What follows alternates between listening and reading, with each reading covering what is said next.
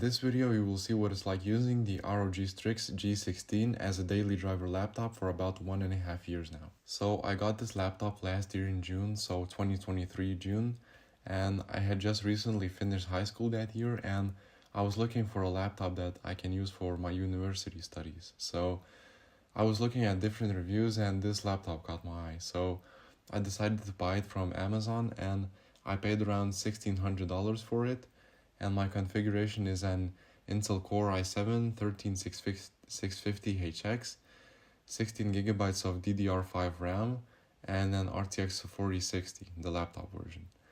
And the screen is a 1920 by 1200 at 165 Hz, which is a 16 by 10 aspect ratio screen, which is quite big for a laptop at 16 inches in diameter, so you can definitely fit a lot of things on this screen. For me, as a desktop user before this screen is just quite small for me because I've been so used to 24 or 27 inch screens my whole life. But the overall build quality of this laptop is great. It has an aluminum top part, but most of it is plastic, but it's kind of a good kind of plastic. Feels tough and feels like a good quality, expensive laptop as it should. The keyboard is quite good as well. Take a listen.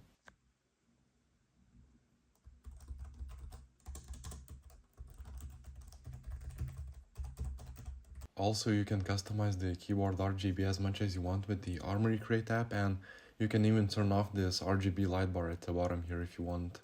But Armory Crate is kind of a pain to use sometimes, and more on that later. And it has all these Republic of Gamers written all of it, which is right now looks quite tacky for me, and I don't really like it as much because you need to sometimes take this laptop somewhere with you outside when you go to study, and I feel like this makes me look like too much of a nerdy gamer type of person, but it's alright. And it has a great selection of ports, and if you want to use it mostly as a gaming machine docked up with an external monitor, it's really great. That's how I use it pretty much 90% of the time, because using this laptop without it plugged in is a really disappointing experience. So with the battery charged up to 100%, at most I can get is about 3 hours out of it of battery life, with the graphics card turned off in Armory Crate, which is terrible. I've seen reviews of this laptop getting about 5 to 7 hours, but I cannot replicate that at all, even with light tasks like just browsing the internet, which is kind of misleading, because if you want to use it as a laptop, not plugged in, that I would just probably look for a different laptop. I mean, this was my mistake for not doing more research on gaming laptops' battery life in general, because I've never had a gaming laptop before. So about a month after I got the laptop, I started getting these dead pixels on the screen and even lines on the screen. I have posted a few shorts if you want to see what it looks like. So that was a really disappointing thing on a brand new $1,600 laptop, but I had no issues with warranty. They fixed it for free, the screen, and after that I basically had no problems with the screen. Another annoying thing is these LED lights at the top of the keyboard, and one of these lights always flickers on and off like this, which can be really distracting, but after a while I guess I just got used to it and I don't even see it anymore. And my configuration originally only came with 500 gig NVMe SSD, which is fine for a few games, but as most modern games nowadays are at least 100 gigabytes in size, this SSD is just way too small. So I bought a extra 2 terabyte Samsung NVMe SSD and I installed that alongside the original SSD. So in total I have about 2.5 terabytes of storage, which is just barely enough nowadays for games. And what's great about this laptop is that you can upgrade the RAM, storage, and even the Wi-Fi card. There's a total of 2 RAM slots. You can even upgrade to 32 gigabytes of RAM if you want to. Also, another thing is when you close the laptop lid, it heats up quite a lot while in hibernation. So if you don't shut it off completely in the Windows, but I don't think this is the laptop's fault. It's probably just a Windows issue. So yeah, Now for the gaming performance. I have a whole playlist benchmarking this laptop in different games, but in this video I will just show you a few games so you can get an idea. I will leave a link to the playlist below.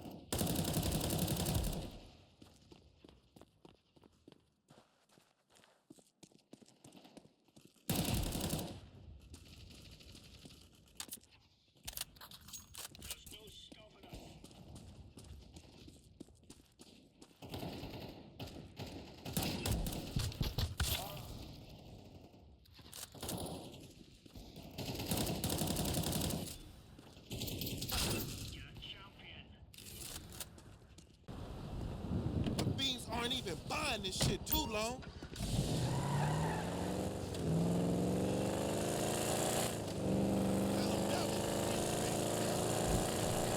Why you sound like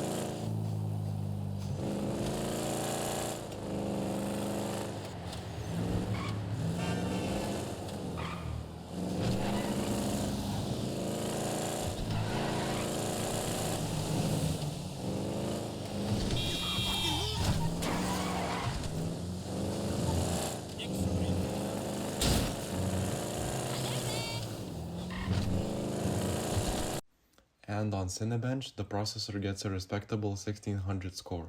And as you saw in the gaming benchmarks, the temperature of the CPU can get quite hot sometimes, even above 85 degrees. Just make sure to clean it once in a while and it's probably fine. You know, laptops generally do run hotter than desktop PCs.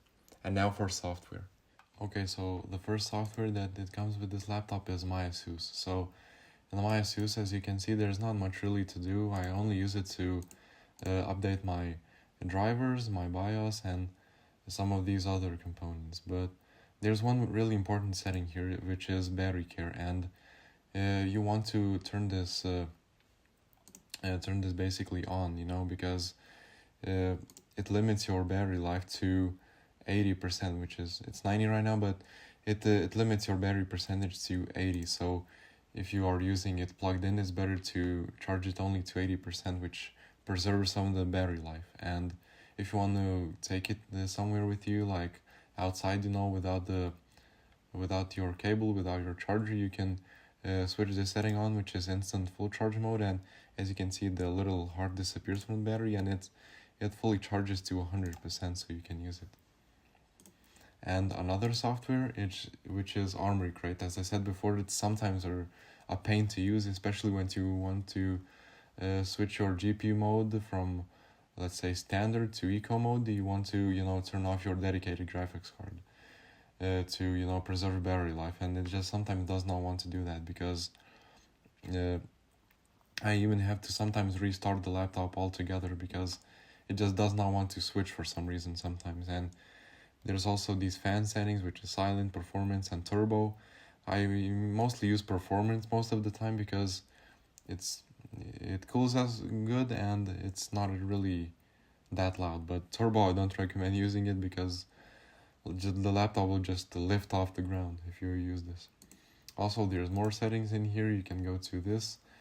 You can free up some memory, then the GPU modes in here as well. Then you can customize those hotkeys on the keyboard, which do these things, but you can set them to do anything else. And in the lighting, you can just switch between these basic settings like breathing, strobing, color cycle, rainbow, and you can even use any color basically here. Yeah, and you can even switch the brightness as well here, but you don't have to use it. In here you can also use the function key and F2 or F3 to cycle between the brightness levels. In the audio here, you can set the microphone thing, you know, in here, because it has some like AI noise cancelling, which is not great, honestly. I've tried it, but it sounds kind of weird with this AI noise cancellation. But okay, so this is the microphone test of the ROG Strix G16, about a foot away from the computer, and using the AI voice enhancing feature. So should you buy this laptop in 2024 or 2025? My answer is yes, if you can find it for under $1,200. It has great gaming performance, good build quality, and overall it's a fast gaming laptop. But if you plan to use it mostly as a laptop on battery, then probably no, look for a different laptop. This was my review of the ROG Strix G16. And if you want to see more content just like this, leave a like and subscribe. Thanks for watching.